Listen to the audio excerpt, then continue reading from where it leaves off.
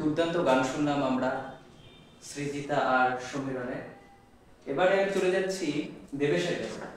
দেবেশ, ছোট থেকেই তো নববর্ষ পালন করে এসেছে। হ্যাঁ একদম।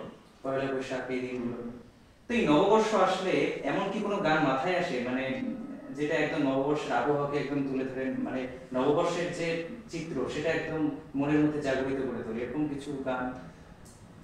অবশ্যই।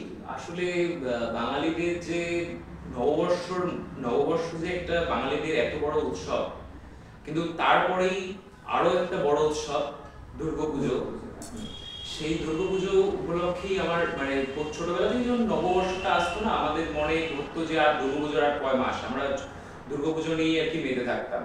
তা আমার এই নববর্ষের দিনে দুর্গাপুজোর গানই আমার মাথায় আসছে। আমার আগমনী গান হিসেবে জাগো তুমি জাগো গানটা খুব মানে মাথায় আসছে আর কি। তাহলে দু লাইন আমি শোনাতে পারি। একদম অবশ্যই। এবং তাহলে তোমাকে এই গানে হেল্প করবে হচ্ছে হারমোনিয়ামে সমীরণ এবং তবলায় দীপজয়।